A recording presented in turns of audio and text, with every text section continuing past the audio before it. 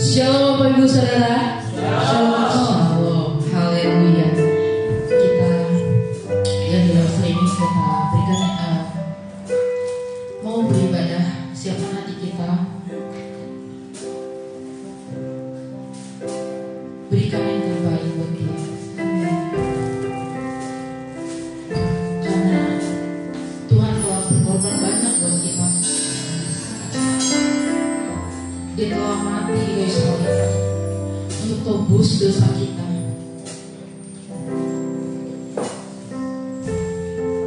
Kasihnya yang begitu besar saudara. Kita tidak bisa balas semua kebaikan itu. Ya. Haleluya. Kasih Allah.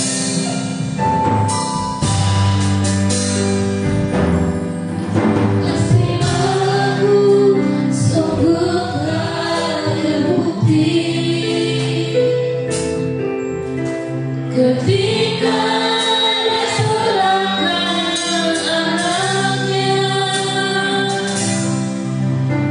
kasih Allah berkorban bagi saudaraku.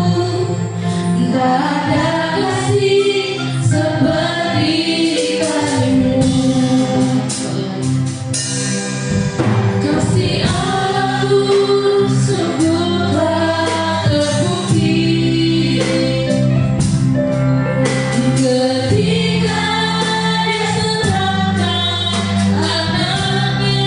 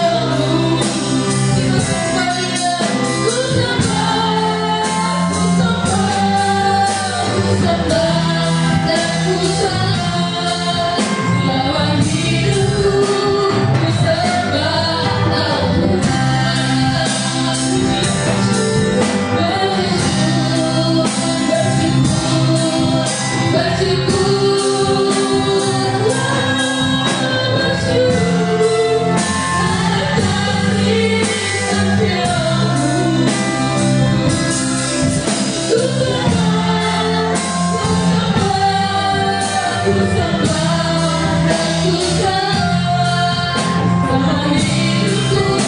kita.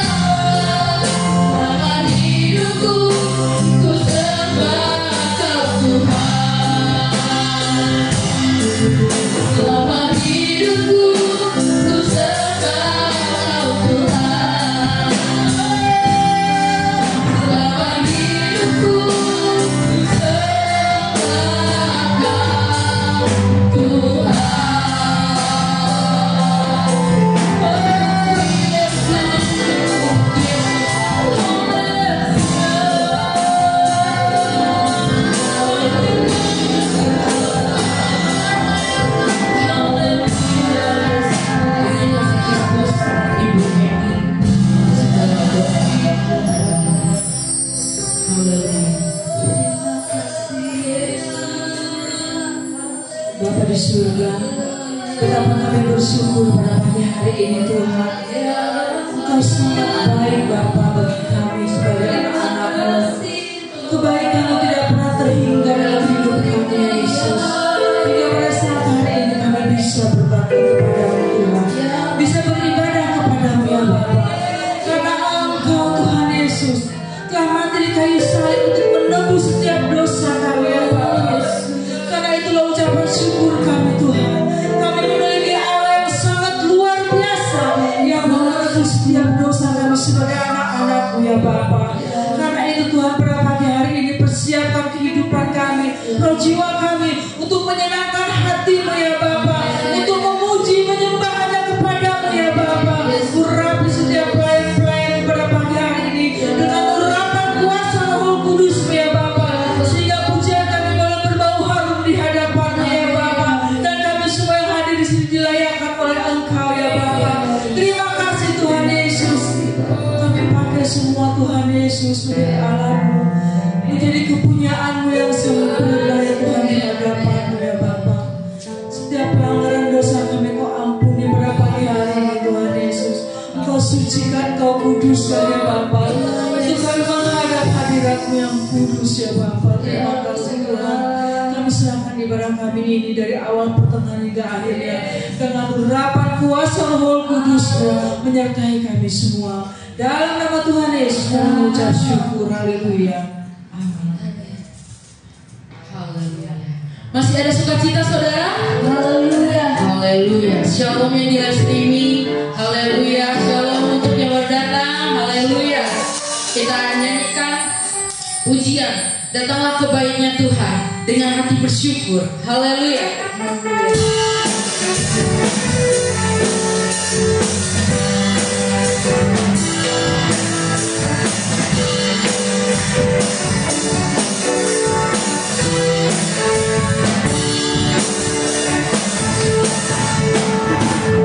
Datanglah kebaiknya dengan hati bersyukur. Berdalam pelan-pelannya.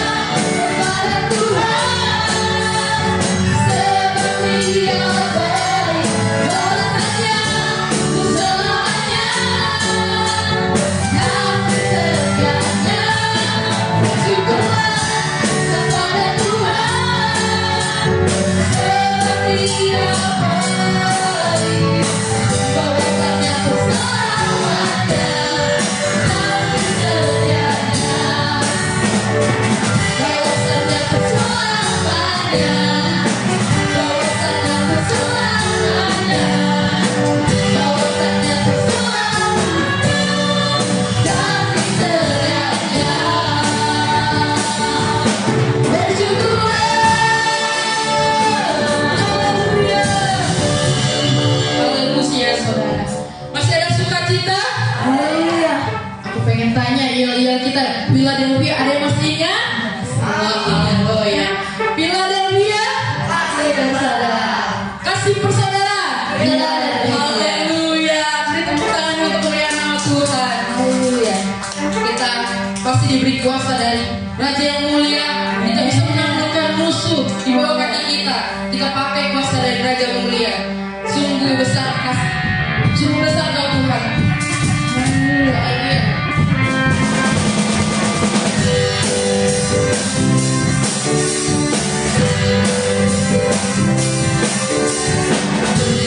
Beri kuasa dari Raja mulia, menaklukkan musuh di bawah kakiku. Ku pakai kuasa dari Raja mulia. Bila Allah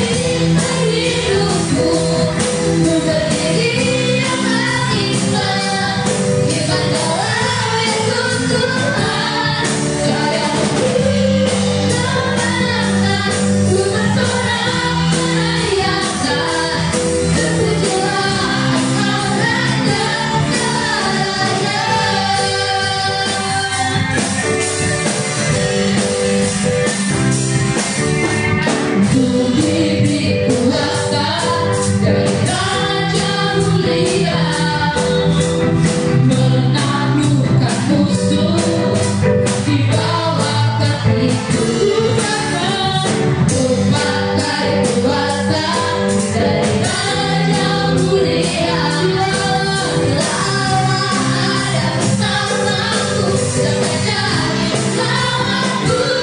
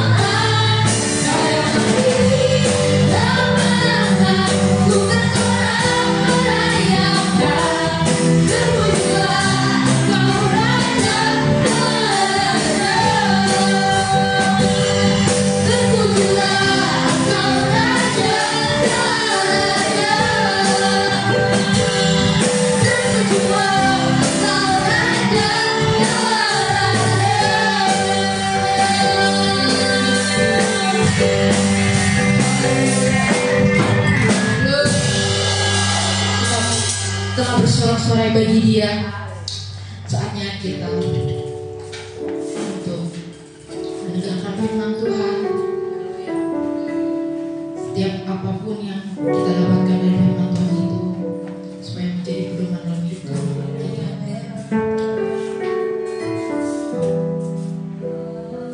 Kita siapkan hati kita saudara.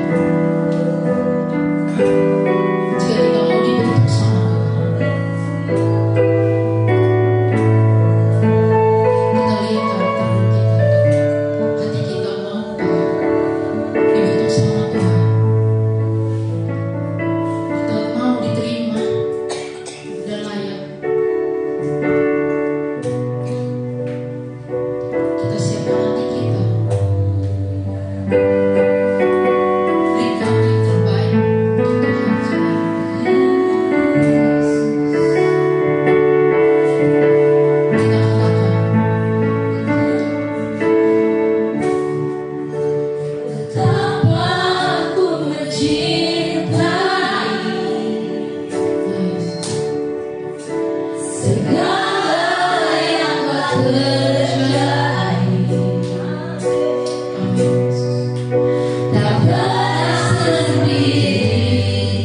Jalan hidup ini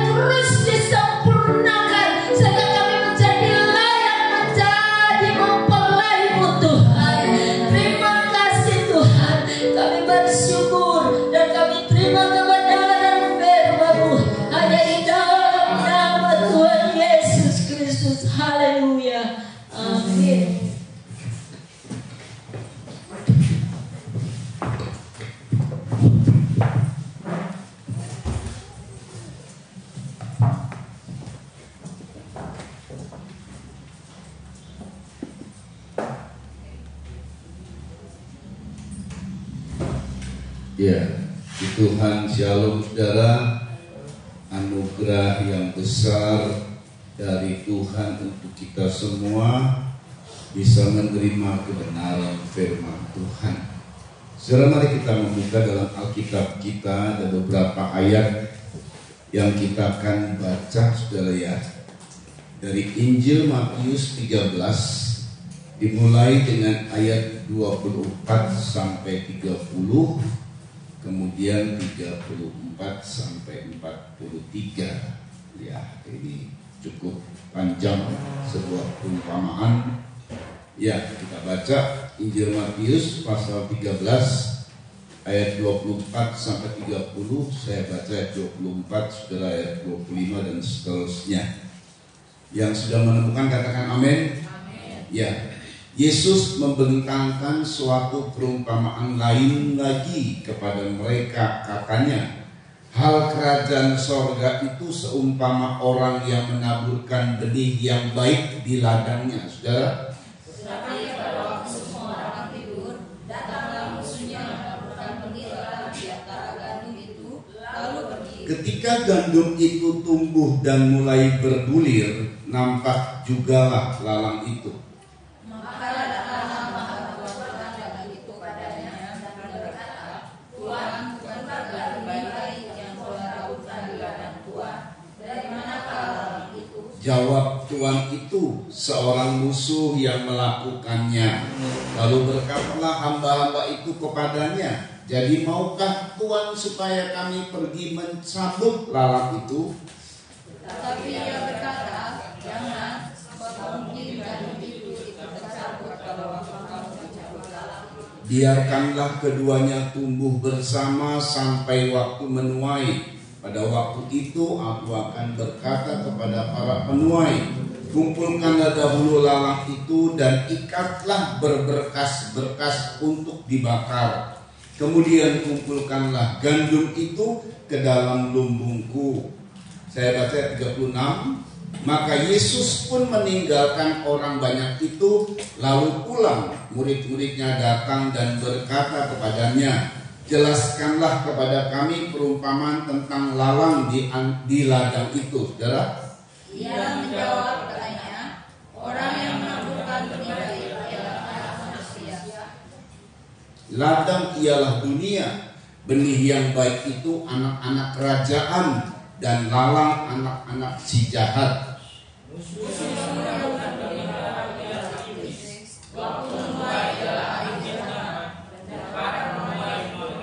Maka seperti lalang itu dikumpulkan dan dibakar dalam api, demikian juga pada akhir zaman. Anak manusia akan menyuruh malaikat-malaikatnya, dan mereka akan mengumpulkan segala sesuatu yang menyesatkan, dan semua orang yang melakukan kejahatan di dalam pekerjaannya. Semuanya akan dicampakkan ke dalam dapur api. Di sanalah akan terdapat ratapan dan kertakan gigi. Kalau itulah orang benar akan bercahaya seperti matahari dalam kerajaan Bapa mereka.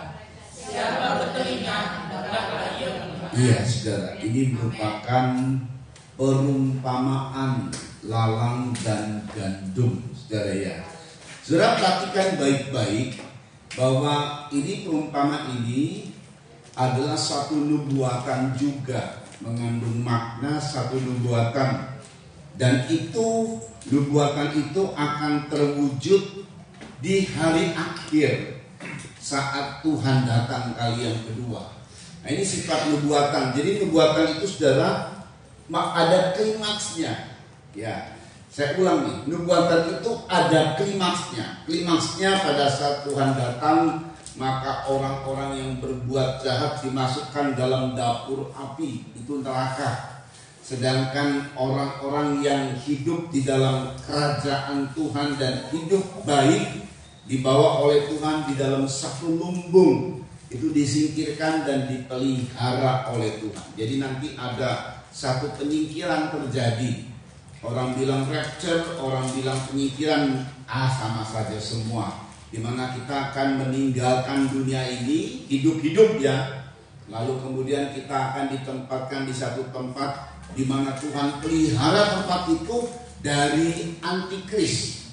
Sedangkan dunia akan dikuasai oleh antikristus dengan kekuatan, dengan teknologinya, dengan segala macam tipu muslihatnya dan hal-hal lain. Nah saudara, ini puncaknya. Tetapi saya mau kasih tahu bahwa nubuatan di puncak itu nanti. Tetapi tentang hal ini juga ada mengandung makna. Nah kita mesti tahu saudara, ini sifat Tuhan. Dalam nubuatan itu, di dalam puncaknya ada, tetapi juga nubuatan itu berlaku pada sekarang ini saudara. Dimana kita ini diberitahu tentang bagaimana sih cara hidup kita selama ada di dunia. Ada poin yang sangat menarik sekali. Ayat 38 dan 41 dibaca. 38 dan 41. Yuk dibaca. Ladang ialah dunia. Ladang ialah dunia. Terus Benih yang baik itu anak-anak kerajaan. benih yang baik itu anak-anak kerajaan. Dan lalang anak-anak si jahat. Nah ini menurut 38. Tetapi ayat 41, mari. Anak manusia akan menyuruh malaikat-malaikatnya, dan mereka akan mengumpulkan segala sesuatu yang menyesatkan. Mereka akan mengumpulkan segala sesuatu yang menyesatkan. Dan semua orang yang melakukan kejahatan dari dalam Dan kerajaan. semua orang yang melakukan kejahatan dari mana? Dari dalam kerajaannya. Awalnya ladang itu dunia.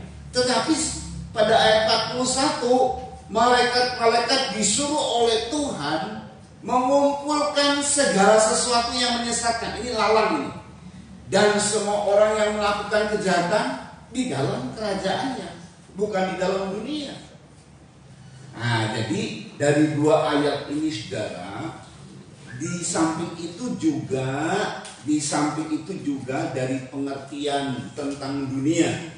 Dunia yang tadi disebut ladang adalah dunia. Kata dunia memakai kata kosmos. Coba ulangi, kosmos. Produk kosmos ada ya? Apa produk apa tuh? Buat beras ya? Rice cooker banyak juga produk kosmos. Nah itu kosmos itu artinya dunia. Nah saudara-saudara, arti dari kosmos adalah pertama dunia hukum. Jadi pengaturan konstitusi, kalau di kita dalam Undang-Undang 45, bagi negara lain mungkin hukum yang lain saudara, ketertiban dari pemerintah dan pemerintah yang tepat dan harmonis, juga termasuk pengaturan dari gereja dan sinode gereja yang ada di dunia. Jadi urusan dunia nih. Poin kedua, dunia keluarga dan dunia gereja. Jadi konteks kosmos itu adalah dunia. Kemudian poin ketiga, dunia bisnis yang berkaitan dengan ekonomi dan masalah uang. Saudara ya, pendeknya ini adalah hal-hal yang masih bersifat duniawi, baik dalam dunia kerajaan Tuhan atau gereja. Kerajaan Tuhan itu kaitannya dengan gereja. Kita butuh duit, betul ya? Gimana saja setiap gereja juga pasti butuh uang. Nah ini kaitannya ke arah sini. Jadi kerajaan baik ini khususnya dalam hal yang gereja yang harusnya murni rohani, tapi selama di dunia kita butuh duit. Nah di sini nih yang mesti hati-hati, saudara. Apalagi nanti dunia bisnis, apalagi dunia berkaitan dengan hukum, apalagi nanti dunia keluarga kita, dunia bisnis nih yang mesti hati-hati. Jadi kosmos diterangkan di situ, itu artinya yang poin keempat, seluruh lingkaran barang-barang duniawi, anugerah, kekayaan, keuntungan, kesenangan. Jadi makanya ladang dunia itu yang berkaitan dengan kerajaan atau kerajaan Allah atau keadaan gereja yang masih berkaitan dengan duniawi. Tuhan bilang memang dalam doanya, datanglah kerajaanmu di bumi seperti di sorga. Memang kalau di sorga tidak ada urusan sama duit. Urusan sorga itu tidak ada urusan sama harta. Karena lantainya saja terbuat dari emas. Lantai surga loh. Di sini, di dunia ini yang namanya emas itu dihargai. Kecuali yang mungkin ada emas Bambang, yaitu emas-emas yang lain. Ini emas, maksudnya emas yang warnanya kuning mengkilau, 24 karat, itu dihargai, saudara ya. Kalau surga itu penuh dengan kekayaan, gak terhitung kalau surga. Tapi selama kita ada di dunia, ini kita butuh. Disinilah yang namanya hal-hal yang harus kita perhatikan.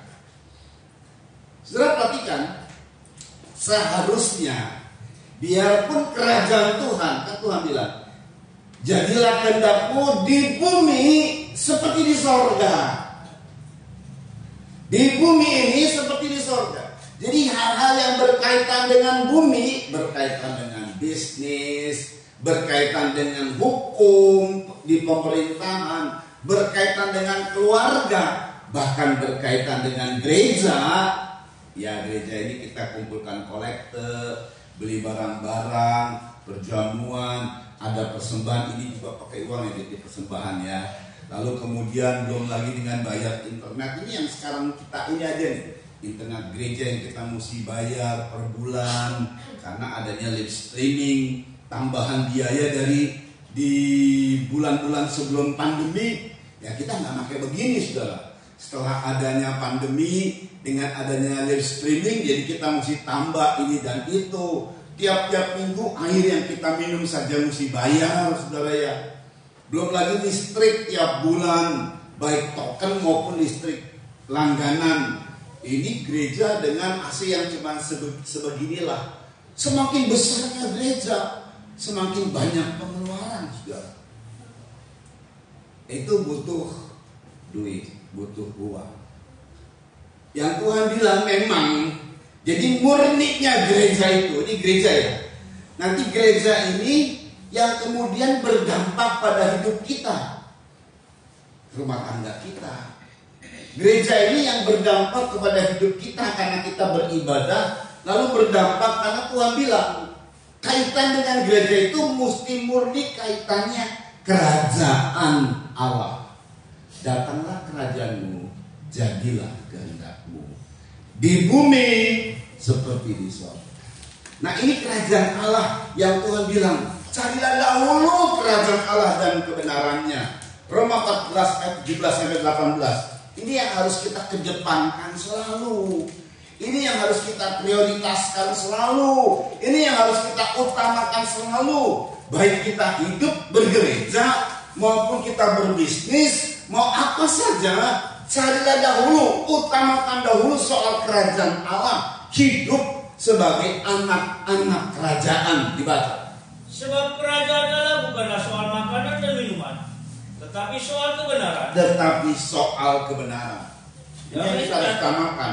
Damai sejahtera dan sukacita oleh Roh Kudus. Terus karena barang siapa melayani Kristus dengan cara ini, ia berkenan pada Allah dan dihormati oleh manusia. Iya. Memang ada pelayanan itu kaitannya dengan makan. Jadi memang kayak saya sebagai pendeta sudah merupakan satu profesi, sama dengan jajarannya dengan pedagang, PNS, saudara ya. Ya, artinya butuh makan.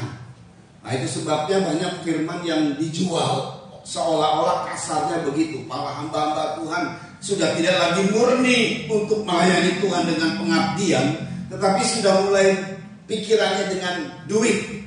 Nah, saudara ya. Makanya dipermain-mainkanlah, mau firman diambil sini, yang penting saya dapat kolektor dan lain sebagainya, sudah tidak murni lagi. Itulah keadaan dunia. Jadi kalau dia sudah tidak murni lagi, cuma 2 poin. Sebab cuma ada 2 keadaan. Anak-anak kerajaan dan anak-anak si jahat. Cuma itu, nggak ada yang abu-abu. Jadi kalau dia terus terseret ke keduniawian, ya anak si jahat. Memang Tuhan bilang, Tuhan juga bukan sesuatu yang kemudian harus begini, harus begitu.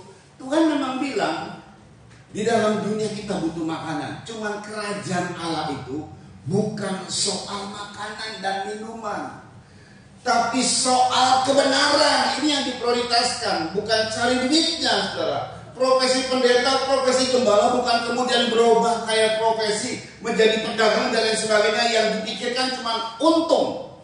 Bukan. Seorang hamba Tuhan harus pengabdian kepada Tuhan. Kalaupun dia lapar nggak makan ya harus korban, ya begitulah sampai mati kelaparan pun katakan begitu ya sudah. Tapi setahu saya kalau seorang hamba Tuhan murni dia melayani Tuhan nggak pernah kelaparan. Nggak ada yang pernah kelaparan. Karena barang siapa melayani Kristus dengan cara ini, perhatikan, ia berkenan kepada Allah, dihormati oleh manusia. Ini yang diprioritaskan. Perhatikan ya, ada ladang. Ladang itu dunia, tapi juga kaitannya ladang itu kerajaan. Sebab kumpulkan semua yang menyesatkan dan semua yang berbuat jahat, itu lalang semua, dikumpulkan dan dibakar. Nah, berarti kan dunia dan kerajaan. Nah, ini. Jadi artinya kesimpulannya yaitu dia kerajaan Allah yang memang karena masih tinggal di dunia butuh hal-hal seperti bisnis. Kalau kita sebagai seorang anak kerajaan, ya kita butuh bisnis, saudara, ya butuh duit. Gereja ini juga butuh uang kayak begitu. Nah, disinilah yang kita mesti hati-hati. Tetap kita harus menjadi gandum. Amin, saudara. Amin, saudara. Menjadi gandum, bukan menjadi lalang. Nah, saudara ya. Saudara, memang kalau kita tidak hati-hati, sebab ini waktu pas benih itu dikasih, ini yang menarik banget kok. Coba kita ulang lagi ya. Sungguh sangat hal yang luar biasa.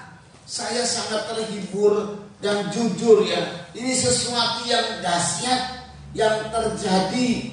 Kenapa, saudara? Coba dibaca bagaimana Tuhan memberi benih itu terbaik loh. Yuk dibaca ayat 24 25, diulang Matius 13 ayat 24 25. Yuk dibaca. Yesus membentangkan suatu perumpamaan lain lagi kepada mereka, ya. Katanya, ya, hal kerajaan surga itu, ya, seumpama orang yang menaburkan benih yang baik di ladang. Nah, Yesus memberi perumpamaan hal kerajaan surga itu seumpama seorang yang menaburkan benih yang bagaimana? Yang baik di ladangnya. Terus, tetapi pada waktu semua orang tidur, datanglah musuhnya menaburkan benih lalang di antara gandum itu, lalu pergi. Ya cukup. Jadi benih yang Tuhan kasih sama saudara itu baik. Benih yang pertama yang Tuhan kasih apa? Nafas hidup. Benih yang Tuhan kasih kepada seorang manusia adalah manusia itu bisa hidup sejak lahir. Itu baik. Kalau kita berusaha bekerja, benih yang Tuhan kasih itu baik dan dia akan menghasilkan.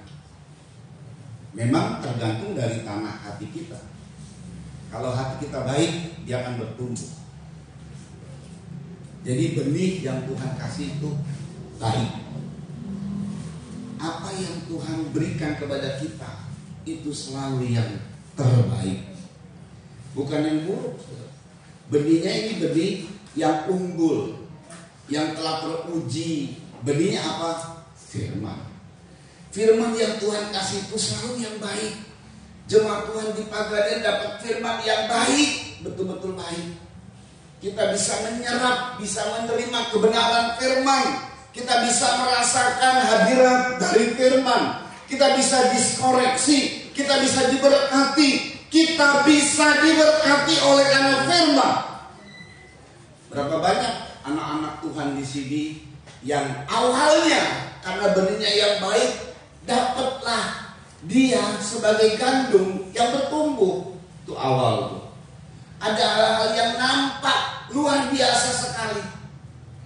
Tapi sayang di tengah jalan berubah dari gandum jadi lalang. Saudara ya, karena ada bukti-bukti. Setiap kita coba aja dengar, waktu awal-awal kita ada di sini dan mau dipulihkan, ada pasti bukti-bukti yang luar biasa terjadi. Ada keajaiban terjadi. Karena memang di sini Tuhan murni mengasih kepada kita anugerah besar, benih yang baik. Amin saudara, benih yang baik saudara. Nah saudara, hanya waktu kita dikasih oleh Tuhan benih, itu adalah hal-hal di mana benih itu nanti menabur, yang kayak misalnya kita invest. Maka di situ yang namanya menabur, kita harus usaha saudara ya. Gak ada yang menabur kemudian dia diam saja, gak ada saudara. Setelah kita sudah invest, kita harus berusaha mencangkul, kita harus berusaha merawat. Kalau sudah dikasih benih mungkin tidak mencangkul lagi, tapi merawat.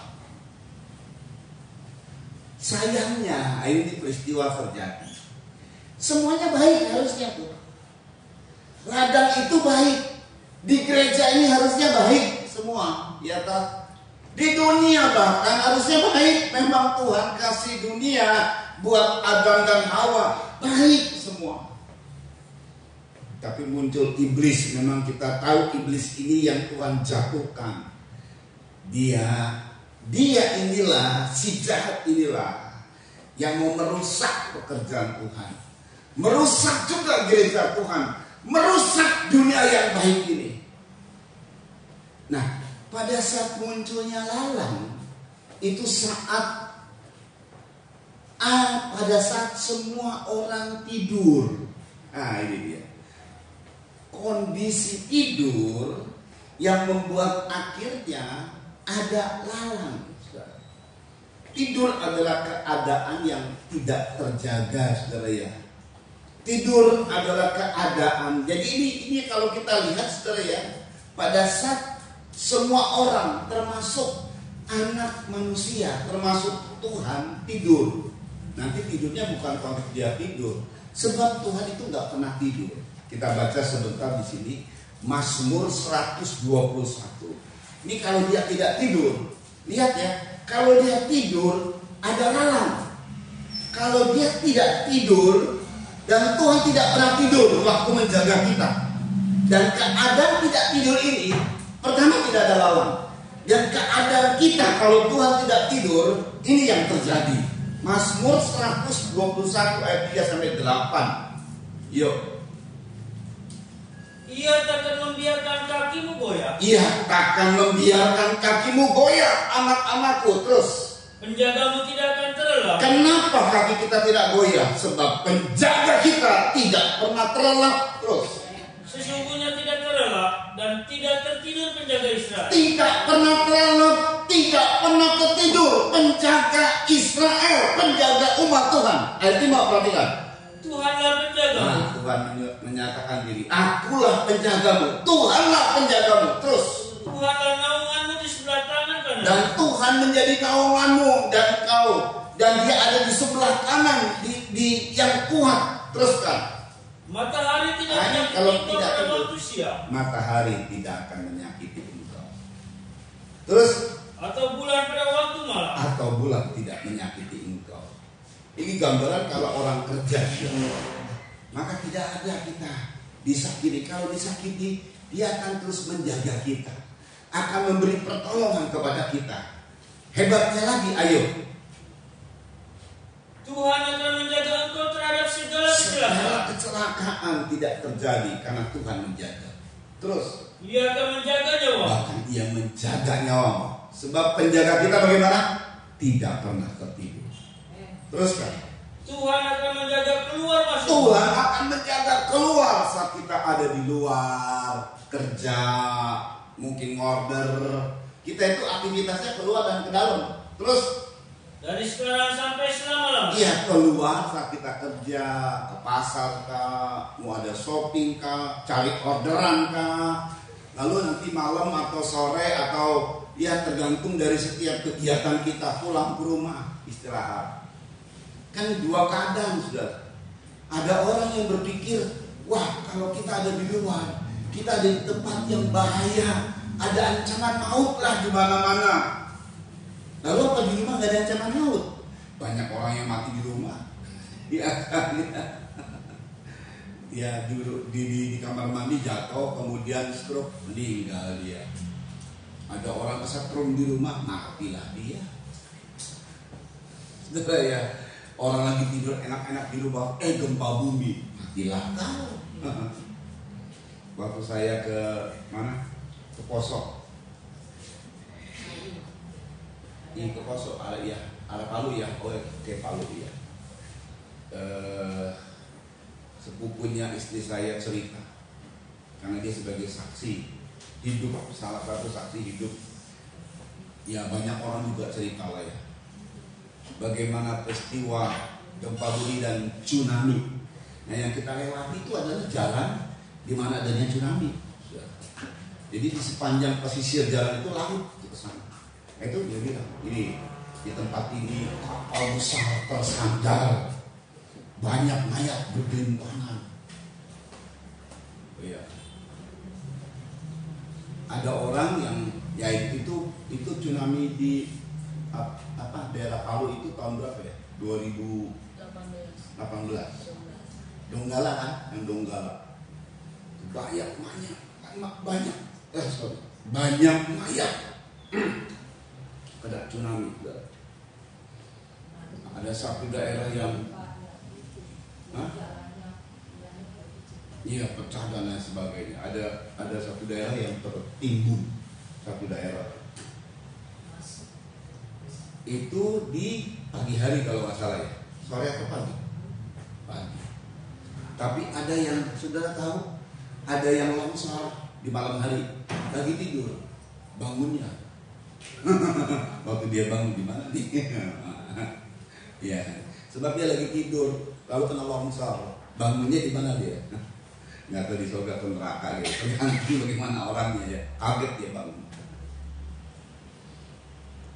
Lo ada loh di rumah terjadi bahaya, mati di rumah. Tapi tidak dengan anak-anaknya yang dijaga oleh Tuhan.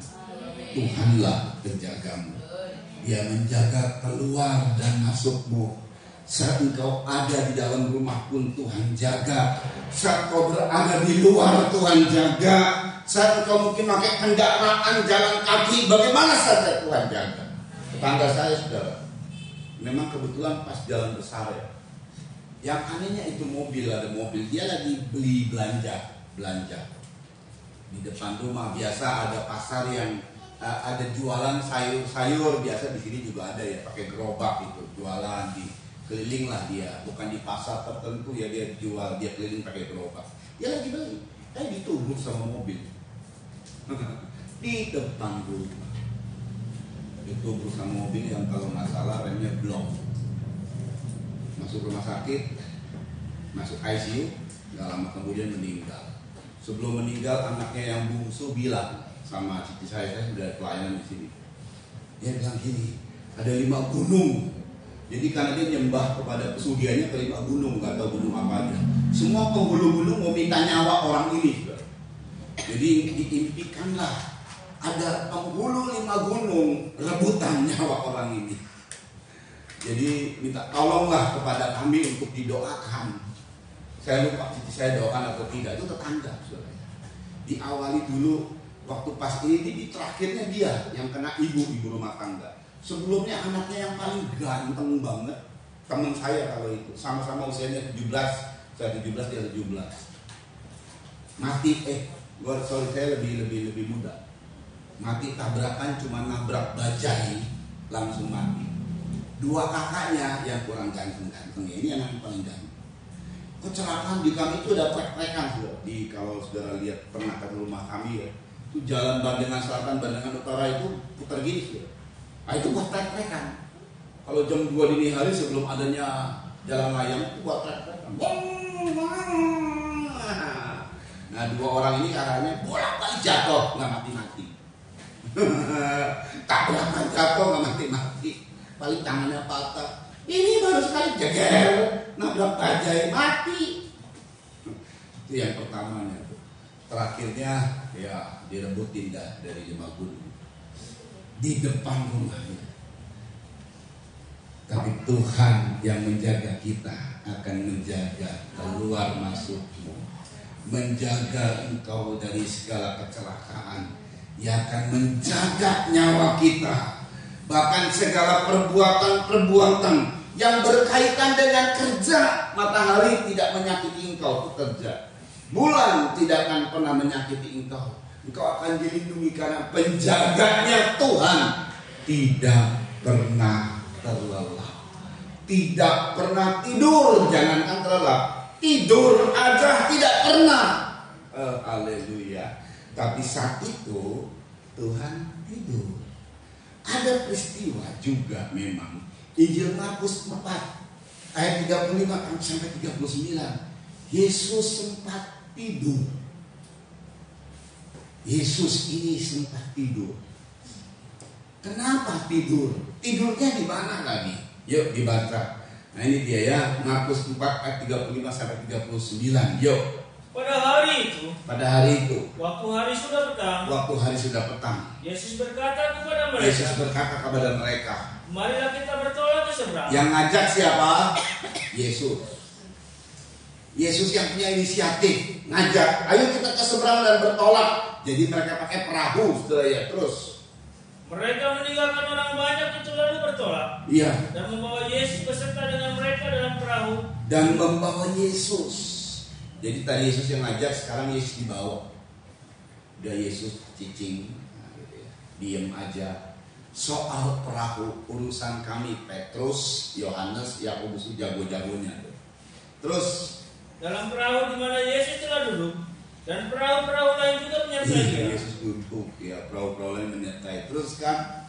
Lalu mengamuklah topan yang sangat dahsyat, ya. Dan ombak menyembur masuk ke dalam perahu. Terus sehingga perahu itu mulai penuh dengan air. Perhatikan.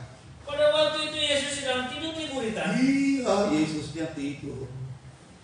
Biarpun gelombang tidak. Saudara ya, Yesus bisa tidur. Kenapa tidur? Enggak diajak komunikasi. Kenapa tidur? Enggak diandalkan. Kenapa tidur? Tidak diajak ikut serta. Terus di sebuah tilam, maka murid-muridnya membangunkan dia dan berkata kepadanya, Guru, engkau tidak peduli kalau kita binasa. Begitu ada masalah mau mati baru dibangunin. Coba dari awal. Terus ia pun bangun menghardik angin itu dan berkata kepada danau itu, diam, tenanglah. Diam, tenanglah. Terus lalu angin itu reda dan danau itu menjadi terus sekali. Iya. Kan urusannya bukan urusan jago dayung. Urusannya bukan urusan jago narik layar atau buka layar. Urusannya bukan urusan nakoda kalau sudah datang taufan. Urusannya taufannya berhenti. Begitu kan? Berhenti ya sudah aman. Tidur itu. Jadi kalau memang kita akan membuat dia tertidur kalau kita tidak mengandalkan dia. Yesus adalah harus menjadi prioritas kita yang utama. Apa-apa harus tanya Tuhan. Apa-apa harus bertanya Tuhan. Jangan diam saja. Dia di buritan. Kita berhadapan dengan masalah. Awalnya memang gak ada. Kan Yesus ajak, tapi Yesusnya gak dibawa serta. Nah, Yesusnya dibawa serta lalu dibiarkan duduk ngobrol murid-murid sama yang lain. Yesusnya dibiarkan. Itu pernah alami itu. Ditaruh di mana? Di buritan. Buritan adalah ujung perahu, belakangnya perahu. Kalau ini perahunya ke depan, dia di ujung, di belakang. Tidur. Yang ada yang ngomong ya tidur. Betul nggak saudara? Ini secara manusiawi aja lah. Harusnya kita hadirkan dia, malah dia menjadi sentral. Dalam segala kegiatan kita, Yesus selalu jadi sentral. Begitu dia bangun, gampang aja kan? Berhenti semua, berhenti. Urusan badai segala macam kecil di mata Tuhan. Kok sampai-sampai mereka bilang, Tuhan kita binasa. Enggak ya, kau aja yang binasa. Seandainya Tuhan gak berhentikan laut, gak berhentikan badai, mereka yang binasa. Tuhan gak mungkin binasa. nggak akan mati dia kecemplung, nggak akan mati tenggelam di kapal. Dia matinya mesti di kayu salib menebus dosa manusia. Gampang dia buat masalah besar apapun gampang. Makanya kita sentralnya Yesus. Amin. Jadi pusat perhatian kita, segala sesuatu adalah Yesus saja. Nggak tidur dia, karena sempat tidur diberikan. Jadi iblis ini ngambil kelemahan orang Kristen adalah membiarkan Yesus tidur. Kelemahan orang Kristen adalah tidak mengandalkan Tuhan. Makanya problem datang. Lalang ini problem, saudara. Lalang ini masalah. Lihatlah perkataan malaikat, Tuhan bukankah benih yang baik yang Tuhan tabur? Ini ada lalang. Apa kami cabut aja? Waduh, itu malaikat gergetan memang. Kalau buat anak-anak Tuhan, kita ini anak-anak Tuhan. Mereka ini malaikat, para mereka itu pelayan. Jadi betul, kalau pelayan yang pengabdiannya tinggi, ya iyalah saudara ya. Kayak pampres yang menjaga presiden, anaknya, bahkan cucunya, itu nggak bisa santai-santai. Itu mata terus melihat, memperhatikan. Ini adalah presiden, ini adalah istri presiden, anak presiden, cucu presiden. Itu mata dari seluruh pampres, nggak main-main itu saudara ya. Makanya sedikit ada yang galak-galak gitu kan. Saudara ya, sedikit ada yang galak-galak, presidennya bilang nggak usah galak-galak. Presiden kan gitu, suka ditegur-tegur, nggak usah galak-galak. Tapi memang sebagai tugas tanggung jawab, pengabdian yang tinggi saudara ya. Begitu ada yang mendekat dan dicurigai, itu langsung bisa ditahan. Kalau misalnya masih bandel bisa dikebukin loh. Nggak main-main saudara. Makanya apalagi pengabdian para malaikat itu tinggi-tinggi kepada Tuhan dan kepada anak-anaknya. Langsung dia bilang malaikat, apa kami cabut aja itu? Lalang itu dicabut aja. Tuhan bilang jangan. Nah, kita sudah ketahui nanti sifat Tuhan. Jangan dicabut. Biarkan lalang dan gandum tumbuh bersama. Ada. Jadi ini Tuhan sudah bilang loh. Kita lihat dulu lawannya. Ingat ya, lalang muncul, hal yang jahat muncul. Kita sebenarnya sudah Tuhan buat berkatnya indah, baik, benihnya baik, gandum kemudian tumbuh, hasilnya ada, sudah mulai berbulir, nampak bulir. Itu berarti usia usaha kita ini sudah mulai ada tanda-tanda pertumbuhan dan ada tanda-tanda mau menghasilkan keuntungan. Nah, muncul lalang, saudara ya. Nah, saudara, lalang ini dalam bahasa aslinya bahasa Greka zizanion, tumbuhan yang menyerupai gandum kecuali bulirnya berwarna hitam. Lalang ini bukan lalang di Indonesia. Lalang ya, Indonesia punya lalang ya. Banyak lalang ya, model kayak rumput gitu ya, gandum dan lalang. Kalau Indonesia lalang itu disebutnya ya, saya rasa sih ada bulir juga, cuman lalang ini sedikit lebih tegap. Cuman jenis di sana, ya jenis ini maksudnya zizanion, memang disebutnya tidak diketahui asalnya, maksudnya tidak diketahui gimana. Cuman diungkapkan bahwa bulirnya berwarna hitam. Jadi lalang ini bulirnya yang kemudian nanti bisa menghasilkan lalang baru lagi, tunas baru lagi, terus berkembang biak dari bulir-bulir. Ini warnanya hitam.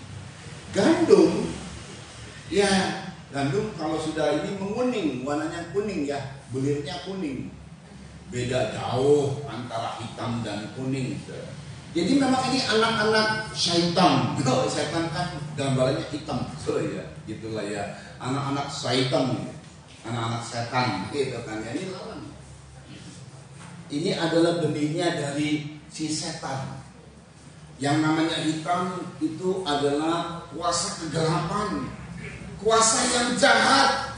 Nah, saudara ya, perhatikan ya, jangan kita ini juga jadi Kristen lalang. Dan di mana munculnya saat Tuhan tidur? Tuhan tidur kalau bagaimana? Kita tidak prioritaskan dia. Kita tidak jadikan dia sebagai sentral kita. Tuhan pasti tidur. Jadi nanti muncul lalang, muncul hal yang jahat. Kalau tadi ladangnya dalam bisnis, tiba-tiba itu bisnis ada muncul hal-hal yang jahat. Yang tadinya lancar-lancar, bagus-bagus, bisnis kita begitu bagus karena benihnya dari Tuhan yang baik. Karena di satu ketika kita kemudian tidak lagi membuat Tuhan menjadi sentral, bermasalah di bisnis. Ada aja yang jahat di kita. Nah, kalau udah begini, jadi selama kita terus mengandalkan Tuhan, bayangin loh, yang tadi Tuhan bilang, penjagamu tidak pernah terlelap, Tuhanlah namanya. Kalau kita mengandalkan Tuhan, kita membuat dia sentral dalam keluarga kita, dalam bisnis kita, dalam kehidupan kita, dia sentral, dia yang utama. Maka apapun yang terjadi, karena Tuhan melihat, segera Tuhan mengambil tindakan. Gitu loh. Tidak ada kecelakaan, tidak ada sakit dalam pekerjaan dan lain sebagainya. Loh, ini janji Tuhan. Ini merupakan satu komit Tuhan kepada kita. Kita tinggal terima saja. Kita tinggal jadikan dia sentral selalu dalam hidup kita tiap-tiap hari. Tapi begitu kita tidak mengandalkan Tuhan, itu gambarannya Tuhan menjadi tidur. Apa yang terjadi? Muncul hal-hal yang jahat. Bisnis kita tiba-tiba ada yang menjahati. Kalau tadi yang menjahati Tuhan handle, Tuhan kalahkan, aman lagi. Ini enggak, dia masuk. Ada yang menjahati, ada muncul kerugian. Di keluarga kita tadinya anak-anak baik, kok ada roh jahat masuk, jadi anak-anak jadi berubah. Suami bisa jahat, istri bisa jahat. Kok begini ya? Wah, saudara ya. Lalu hal-hal yang jahat terjadi. Gereja, tiba-tiba orang-orang yang tadi baik jadi jahat. Nah, itu karena tidak mengandalkan Tuhan lagi, tidak menjadikan Tuhan sentral. Saudara, kata tertidur supaya kita juga ketahui ya. Tertidur itu memakai kata kakak yodo. Itu artinya tertidur. Tertidur ini juga tadi kan kenapa? Semua orang tertidur. Tuhan tertidur itu yang paling baik. Dengan kita tidak mensentralkan dia sebagai prioritas, dia tidur. Tetapi kemudian tertidur juga adalah menyerah pada kemalasan dan dosa. Menjadi acuh tak acuh terhadap keselamatan. Nah ini, mentang-mentang kita, saya mau orang Kristen pasti masuk surga. Belum tentu. Kalau kita tidak menjaga keselamatan kita dengan baik-baik, malas mulai ibadah, emang nggak dicatat tuh sama Tuhan orang-orang yang malas ibadah. Karena 10 hukum, salah satunya hargailah, hormatilah, kuduskanlah hari Sabat atau hari ibadah. Begitu kita tidak menghargai ibadah, kita tidak beribadah. Itu namanya DOSA. Apa saudara? Dosa. Upah dosa apa? Orang tenang-tenang tidak beribadah. Itu namanya dicatat. Tanggal 18 Juni siapa yang tidak ibadah? Dicatat. Itu nggak dicatat. Ada malaikat yang mencatat. Tinggal nunggu malaikat pencabut nyawa. Kalau ini malaikat pencabut nyawa ini gergetan sama lalang ini. Apa saya ambil aja ini lalang? Oh jangan, kata tuh. Tapi kita lihat dulu. Ini jadi acuh tak acuh terhadap keselamatan. Yang kemudian tidur itu saudara, karena rohani tidur. Kalau Tuhan tidur, kita pasti juga tidur. Ya iyalah, karena kita sumbernya dari Tuhan. Kayak gini loh, kalau matahari redup, wah dunia bahaya ya. Iya kan? Karena sumbernya dari matahari. Kalau kita menyadari bahwa kita ada sumbernya dari Tuhan, dia tidur karena kita tidak mensentralkan dia, kita juga kena tidur. Rohani kita pasti tidur. Dan ketika tidur di sini, saudara ya, tidur di sini menyerah kepada kemalasan dan dosa. Ini dia kalau orang yang kemudian membiarkan Tuhan tidur, akhirnya rohaninya tidur. Inilah yang diperbuat sama dia. Amsal 24. Yuk kita baca ayat 30 sampai 34.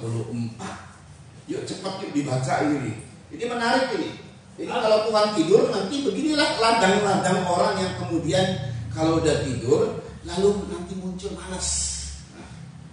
Aku melalui ladang seorang pemalas dan kebun anggur orang yang tidak berakal budi. Ladang seorang pemalas kayak begini. Ladang itu kaitan dengan kerajaan Allah. Kerajaan Allah itu kaitan dengan rohani. Rohani itu ya rohaninya orang pemalas kayak begini nih saudara ya. Terus lihatlah, semua itu ditumbuhi orang. Hidupnya penuh dengan onar, sakit hati dan menyakiti. Itu orang-orang yang pemalas rohaninya. Terus tanahnya tertutup dengan jeruju. Tanahnya tertutup dengan jeruju. Ini adalah tumbuhan liar. Waduh, liar. Hidupnya tidak tertib. Ini orang-orang malas. Terus Dan temboknya sudah roboh. dan temboknya, penjagaannya sudah roboh. Jadi siapa saja bisa masuk. Itu ladang orang pemalas. Terus Aku memandangnya. aku memandangnya. Aku Aku memperhatikannya. memperhatikannya. Aku melihatnya. Aku melihatnya. Dan menarik suatu pelajaran. Yuk. tidur sebentar lagi. Inilah kalau orang malas, rohaninya tidur.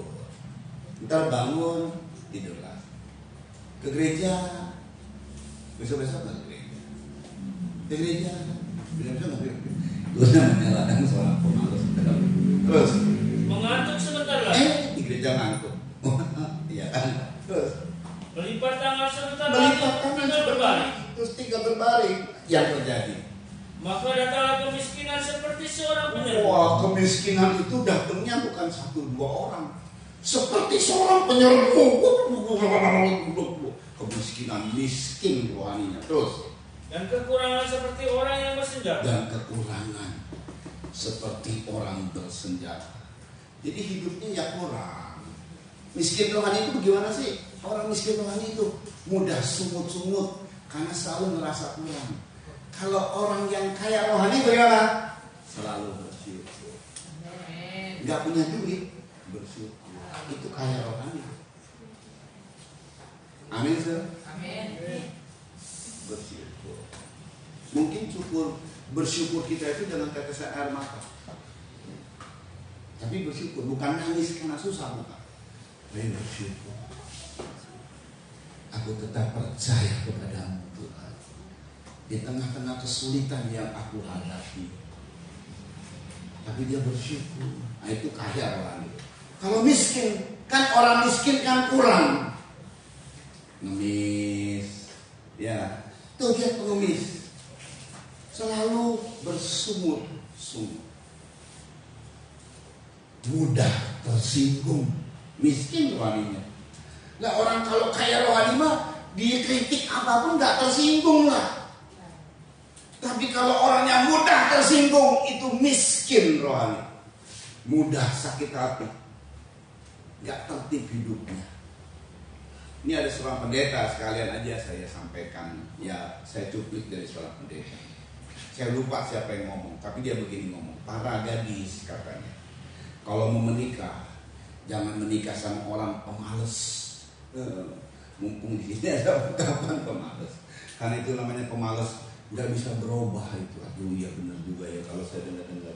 Tapi ada di gereja ini sudah bolak-balik dia tidur. Dulunya nih tidur. Sekarang dia berubah. Dia diberkati luar biasa. Saya tidak sebut namanya, saudara ya. Betul, sekarang bukti-bukti nyata diberkati, betul-betul nyata. Saudara.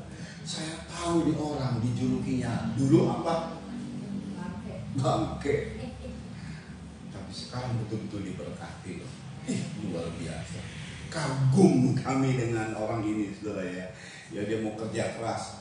Biarpun memang bolak-balik Ciarni, tegok. Akhirnya dia berubah. Ini orang ini mau berubah. Yang lain nggak mau berubah. Aduh, udah banyak ngomel. Bisanya cuma ngomel. Nah, itu miskin rohani. Itu karena malas. Tidur sebentar lagi, bangun.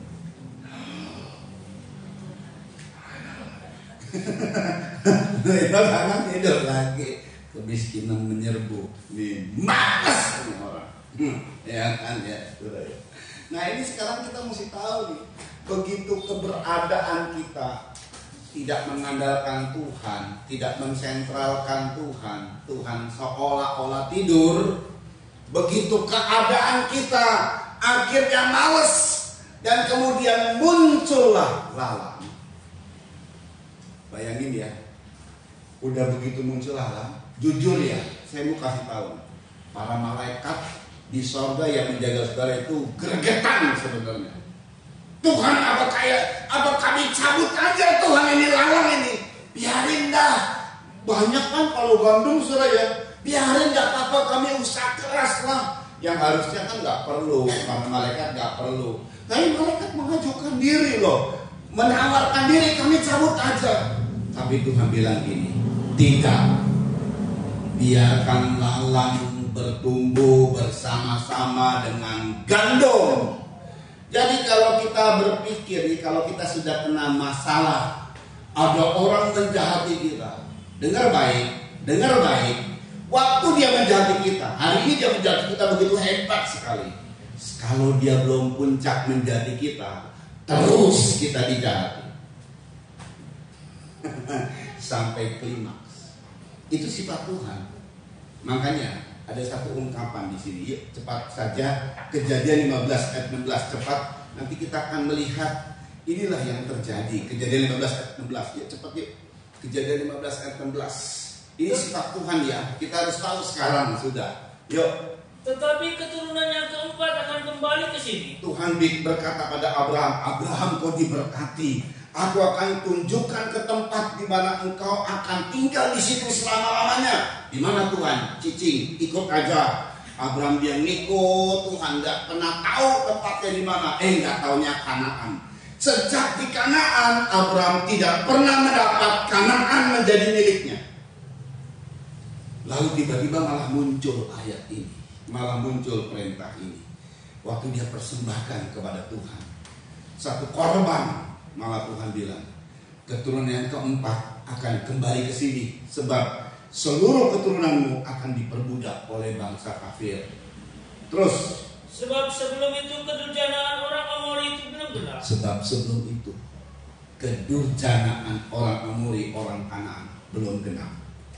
Ya cukup saja. Jadi waktu Abraham tinggal di Kanaan sebagai orang asing, itu tanah Kanaan itu waktu Abraham tinggal masih belantara hutan.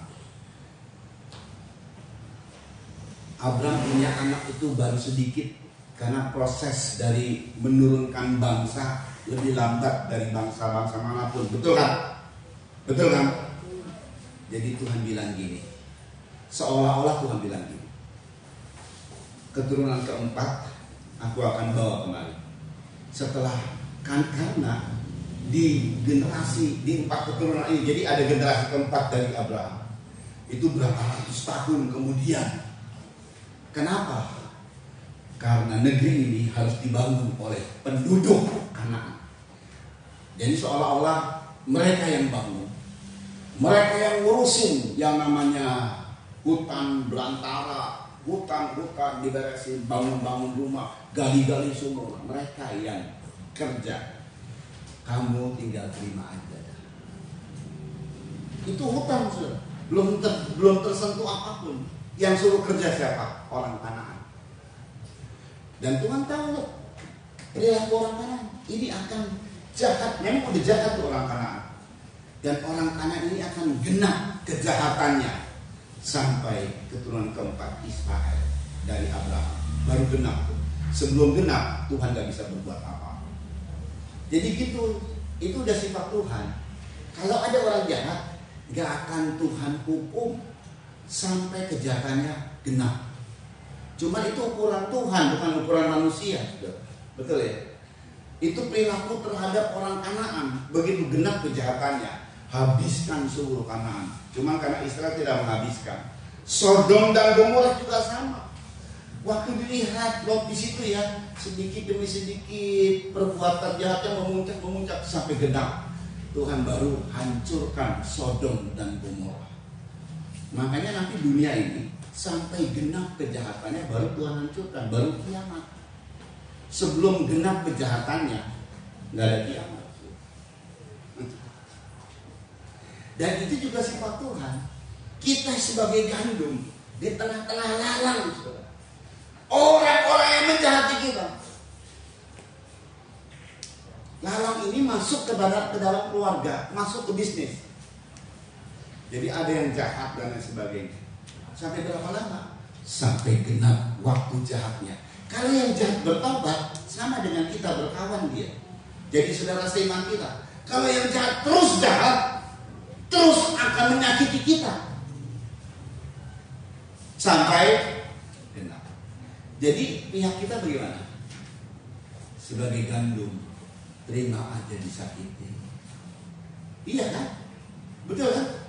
Karena dia terus sakiti, karena dia terus bikin masalah, karena mereka terus akan menyesatkan. Nah bahayanya ini yang bahaya ini. Ini tahu nggak saudara? Ini orang-orang yang jahat yang disebut lalang ini. Itu Tuhan kan bilang, kumpulkan semua yang lalang yang disebut sama Tuhan, yang menyesatkan dan melakukan kejahatan dalam kerajaanku, kumpulkan berberkas-berkas dan bakar di dapur api. Ini lalang. Sedangkan gandum adalah engkau, aku akan kumpulkan dibawa masuk dalam lumbung gandum, dipelihara oleh Tuhan. Ini khususnya dari lalang ini. Coba dibaca, ini poin terakhir saudara ya. Poin terakhir, karena di dalam ayat yang kita baca itu saudara, dalam terjemahan aslinya itu cukup lebih menjelaskan, menerangkannya. Ya, coba dibaca di dalam Matius 13 tadi ayat 41, yuk dibaca. Anak manusia akan menurun malaikat-malaikatnya, dan mereka akan mengumpulkan segala sesuatu yang menyesatkan. Satu, yang menyesatkan. Dua, dan semua orang yang melakukan kejahatan di dalam kerajaan. Melakukan kejahatan. Terus, semuanya akan dicampakkan ke dalam dapur api. Itu lalang. Dicampakkan ke dalam dapur api. Terus, di sana akan terdapat ratapan dan kertakan gigi. Iya, saudara. Yang menyesatkan dalam bahasa aslinya, bahasa Yunani memakai kata skandalon atau skandal. Ini adalah pelanggaran. Ini adalah batu sandungan, kesempatan supaya orang lain tersandung hal yang menyinggung. Jadi ini orang-orang yang lalang ini bukan diam-diam. Mereka memang otaknya, pikirannya hanya untuk menjahati kita. Kita lagi baik-baik nih, perjalanan kita baik-baik. Orang-orang yang bersifat lalang ini, dia punya tongkat penyandung, tongkat atau pemicu jebakan yang dapat digerakkan, tongkat jebakan. Setiap halangannya ditempatkan di jalan dan menyebabkan seseorang tersandung atau jatuh. Batu sandungan, kesempatan tersandung, yaitu batu yang menjadi penyebab sandungan. Ini orang-orang yang namanya lalang ini, itu nggak pernah dalam otaknya ini tuh orang baik luar biasa ya, diberkati ya, karena dia kerjanya mungkin bagus. Nggak ada tuh. Di otaknya hanya memikirkan yang jahat terhadap kita sebagai gandum. Dengar tuh baik-baik loh. Ini kalau udah lalang, kalau dia nggak mau bertobat, itu sampai muncak. Jadi kalau dia itu sengaja ya bikin batu sandungan supaya kita jatuh. Memang dia cari-cari kesalahan kita. Itu lalang. Sampai jatuh ditepokin sama dia. Dia punya tongkat untuk menjerat kita. Dia coba terus begitu. Ya memang, karena lalangnya udah muncul kan. Bagaimana supaya lalang tidak muncul? Jangan biarkan itu tertidur. Sentralnya sama Yesus. Nah berarti kita bikin Yesus tertidur. Maunya semau gue, bukan semau Yesus. Tidur, makanya banyak lalang yang muncul. Nah ini kalau sudah lalang yang muncul, kita mesti tabah. Jangan juga jadi lalang. Wah, dia jegal saya jatuh. Tanggal mainnya ya, itu lalang.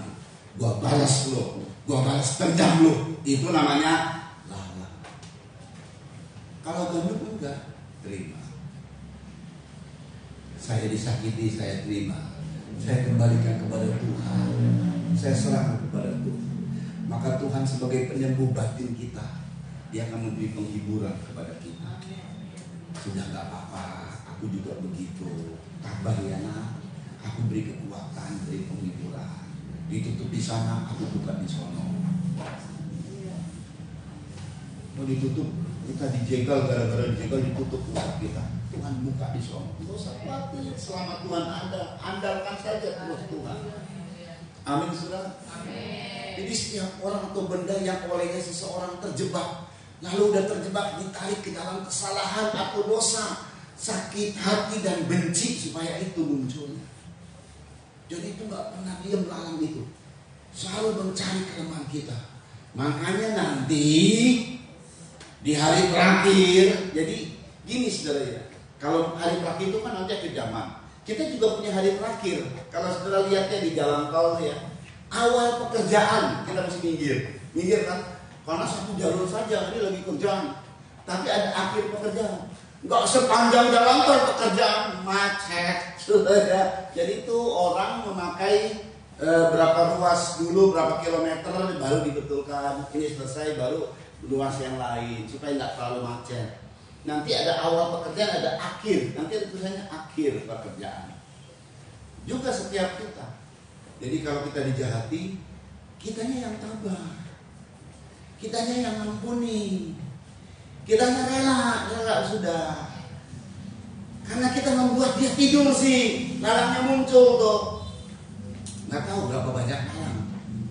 Ya itu tergantung nanti saudara. Kalau ada lalang, udah mesti tabah. Karena waktunya dari Tuhan. Tetap setiap orang punya akhir. Tetap juga kita punya akhir pergumulan hidup. Pasti Tuhan tolong. Tapi Tuhan sifatnya itu sampai dia puncak kejahatan. Setelah dia puncak, baru Tuhan hukum. Nah itu sisi A. Sisi B, Tuhan hukum ini kalau dia sebagai suami atau istri, Tuhan hukum ini dengan memulihkan. Nah terjadi kembali lagi bersama dengan kita. Tapi kalau di luar kita, Tuhan hukumnya ya mau atau bangkrut. Kalau memang dia bukan anak Tuhan, udah habis di situ. Tapi kalau dia masih terhitung anak Tuhan, tetapi karena kita tidak membuat, karena kita membuat Tuhan tidur, akhirnya muncul lalang. Saya berdoa supaya saudara jangan jadi lalangnya. Amin. Kita gandum. Amin saudara. Jangan jadi lalang. Ini nih orang lalang ini. Pikirannya jahat selalu. Gak pernah dia stop, gak pernah dia istirahat sampai orang itu jatuh. Nah, itu yang namanya tadi apa nih? Skandalon. Yang kedua kan ada yang menyesatkan, yang kedua yang melakukan kejahatan.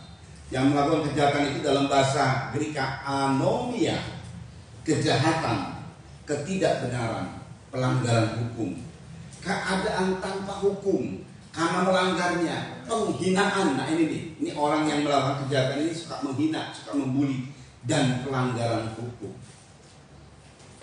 Saudara, jadi nanti kelihatan nyata si hitam ini, ya lalang ini bulirnya hitam, kelihatan nyata juga gandum, bulirnya kuning. Ya kalau kita buat jubah putih oleh karena darah Kristus, itulah kita sebagai gandum. Tapi mereka tidak pernah kena jubah putih. Mereka adalah lalang yang bulirnya, buahnya selalu hitam berbuat kejahatan. Ingat ya, bisa nggak kita cegah lalang? Bisa. Selama kita sentralnya kepada Yesus, bisa. Ada orang yang jahatin kita, langsung ditahan sama Tuhan, langsung diantisipasi. Itu kalau itu namanya nggak ada lalang. Tapi karena kita tidur, lalang itu masuk ke dalam keluarga. Lalang itu masuk, bisa masuk ke dalam hati kita. Dia mau jadi lalang atau gandum. Nah, tinggal kita bereskan hati. Karena ini adalah orang-orang kalau udah lalang, kalau kualitasnya lalang, kalau sikapnya lalang, pikirannya selalu jahat, sukanya membuli, itu tuh lalang semua. Saya heran loh, ada orang, ya sebenarnya jemaat, saya tidak sebut namanya. Dalam mulutnya itu selalu membuli orang maunya. Aneh ya, aneh loh. Saya perhatikan itu, mulut itu nggak pernah yang positif, nggak pernah. Kita lagi canda-canda, dia paling senang sekali membuli orang. Nah itu tuh, mesti dihindari, suka ngebuli-buli orang.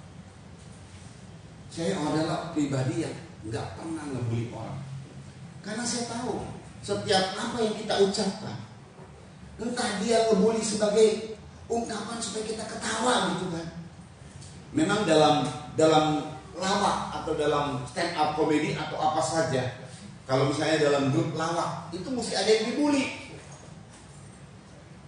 Zaman-zaman saya lagi grup lawak, lawak rohani lah ini, saya yang sering dibully dan saya mau dibully gitu kan. Artinya supaya ketawa. Tapi ada orang yang aneh ya, maunya bully itu. Dalam candaan apapun maunya bully itu. Keseriusannya dia maunya bully itu. Nggak nyadari dirinya siapa gitu. Memang tipikal orang kayak begini, saya udah lihat muter-muter, nggak pernah berhasil. Kualitas lalangnya nggak berubah, tapi kita adalah kualitas gandum. Amin saudara. Oh haleluya. Kita selalu bersyukur kepada Tuhan. Kita selalu menyembah Tuhan. Kita selalu menghadirkan Tuhan. Yuk pemain musik cepat ya, kita nyanyikan sebuah lagu haleluya. Biar Tuhan kami mau terus di telapak tangan-Mu. Karena kalau gandum itu, oh haleluya. Dulu zaman dulu saudara ya, ada tangan, terus ada foto gitu. Iya kan, foto kita taruh di tangan Tuhan. Tuhan memang mau setiap kita ada di tangannya. Kalau kita gandum tetap di tangan Tuhan. Tuhan bela kita. Haleluya. Jadikan dia sentral buat kita.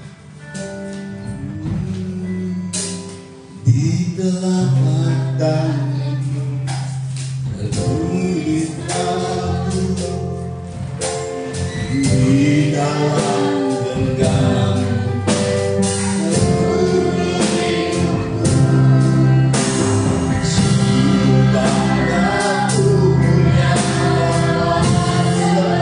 kita berdiri.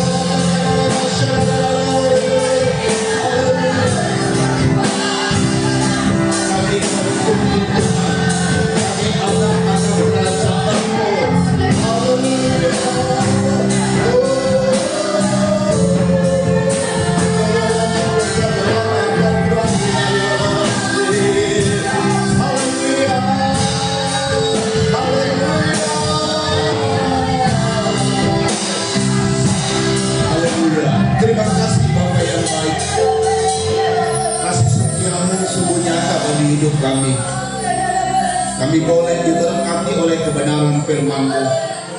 Sekarang kami mengerti Tuhan, bahwa kami adalah gandum, adalah anak-anak kerajaan-Mu. Sekarang kami mengerti Tuhan, bahwa Engkau menjaga kami, dan Engkau tidak pernah terlelap dalam menjaga kami, tidak pernah tertidur. Haleluya. Sekarang kami mengerti, kalau Engkau tidur, maka ada masalah dalam hidup kami. Dan kapan Engkau tidur? Saat kami tidak mengandalkan-Mu, saat kami tidak jadikan Engkau sentral dalam hidup kami. Ampuni kami Tuhan, ampuni kami. Tapi sekarang kami mengerti, kalau ada lalang dalam hidup kami, kalau ada lalang dalam keluarga kami, kalau ada lalang dalam gereja kami, kalau ada lalang dalam bisnis kami percaya Tuhan, itu seizin-Mu. Dan sekarang kami mengerti bahwa kami harus tabah, bersyukur selalu kepada-Mu. Kami mengerti supaya kami jangan jadi lalang Tuhan, tetapi tetap jadi gandum. Kami harus selalu mengampuni orang yang berbuat jahat sama kami, karena memang waktunya akan terjadi sampai genap waktunya. Tapi itu pun tidak boleh ada dalam pikiran kami. Kami serahkan semua kepada Tuhan. Biar kehendak-Mu yang jadi, yang ada pada kami adalah biarlah kami bergulir, haleluya, dan tunduk terus di hadirat-Mu. Seperti gandum yang bergulir, maka dia tunduk. Haleluya, sikap kami selalu merendahkan diri Tuhan di hadapan-Mu, membawa semua masalah ini kepada-Mu. Kami percaya Engkau yang sebagai penghibur, kami memberi penghiburan kepada kami. Kuatkan kami Tuhan, tambahkan kami Tuhan, tambahkan lagi ketabahan, tambahkan lagi. Dan dalam masa-masa sulit, masa-masa kesukaran, masa-masa penderitaan, kami tetap setia kepada-Mu dalam ucapan syukur yang melimpah. Oleh karena kami kaya rohaniah di ucapan syukur yang kami sampaikan kepada-Mu. Terima kasih Tuhan. Maka kami percaya tuntunan-Mu terus menyertai kami. Selalu ada jalan yang terbuka bagi kami, selalu ada berkat bagi kami Tuhan. Terima kasih buat semuanya. Sampai genap waktunya, haleluya, maka itu terjadi dalam kehidupan kami. Kami pertahankan sifat gandum sebagai anak-anak kerajaan sorga, haleluya. Nama Tuhan dipermuliakan. Berkati Tuhan yang hadir di onsite maupun di live streaming. Demikian juga nanti akan diunggah, diberkati semuanya Tuhan Yesus. Demikian pula Tuhan berkati, haleluya, kecamatan kami Bagaden, kabupaten kami Subang, provinsi kami Jawa Barat, serta Indonesia tanah air yang kami cintai. Berkati Presiden, Wakil Presiden Pak Jokowi dan Pak Maruf Amin dalam masa-masa baktinya dalam sebagai abdi negara. Tinggal beberapa waktu lagi Tuhan, dan Tuhan biarlah klimaks apa yang dikerjakan oleh mereka. Berkati pemilu 2024, baik pilpres maupun pilkada di Indonesia, di seluruh pelosok Indonesia, supaya semua ada damai sejahtera. Haleluya. Berkati Tuhan Yesus, haleluya, untuk para menteri yang ada, serta kepala-kepala daerah, perpanjangan tangan Presiden kami Tuhan. Berkati semua, haleluya, dalam damai sejahtera dari Tuhan untuk Indonesia ini. Terima kasih Tuhan Yesus. Berkati KPK, TNI, Polri, dan 188 badan intelijen dan mereka yang bergerak di bidang hukum, supaya mereka diberikan power dan hikmat dari Tuhan untuk membongkar kasus-kasus seperti koruptor, membongkar juga terorisme, kasus terorisme, gembong-gembong narkoba, sindikat mafia, semuanya dihukum sesuai dengan hukum yang berlaku. Tapi kalau luput dari hukum dunia, kami mohon hukum sorga bertindak, haleluya, agar nama-Mu ditakuti di bumi Indonesia ini. Terpujilah nama Yesus Kristus. Berkati Tuhan Yesus keluarga di sini yang telah meminjamkan tempat ibadah, berkati berlimpah-limpah dalam segala usaha, bahkan seluruh kaumnya. Berkati juga keluarga yang meminjamkan pastori Tuhan, berkati berlimpah-limpah seluruh kaumnya Tuhan, diberkati dengan kesehatan, kekuatan, dan semua berkat yang Tuhan janjikan. Berkati semua yang hadir, Dan kalau sebentar kami kembali ke rumah kami masing-masing, sampaikan dengan selamat, dengan tidak kekurangan sesuatu apapun. Kembalikan pada hari-hari ibadah yang sudah kau tetapkan. Haleluya, nama Tuhan dipermuliakan. Terima kasih Tuhan Yesus Kristus. Kami angkat dua tangan kami menerima berkat dari Tuhan. Saudara-saudara yang dikasih oleh Tuhan, terimalah anugerah cinta kasih sayang dari Bapa yang sungguh sangat mengasihimu. Kasih karunia lewat kuasa pendamaian korban Kristus, serta pimpinan kekuatan kuasa Roh Kudus menjadi milikmu saudara-saudara, dari sekarang ini sampai Tuhan Yesus datang kali yang kedua, bahkan sampai selama-lamanya. Dalam nama Tuhan Yesus Kristus, mempelai pria sorga dan imam besar yang kami puja dan puji selalu, kami alaskan doa ini. Haleluya. Haleluya.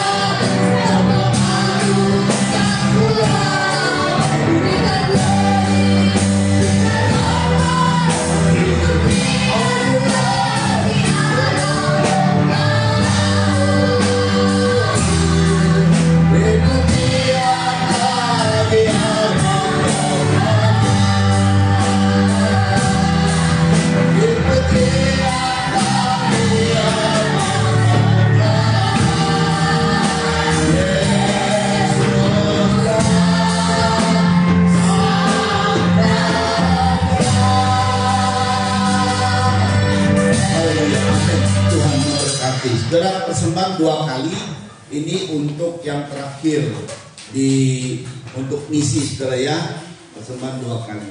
Setelah itu di minggu depan tidak ada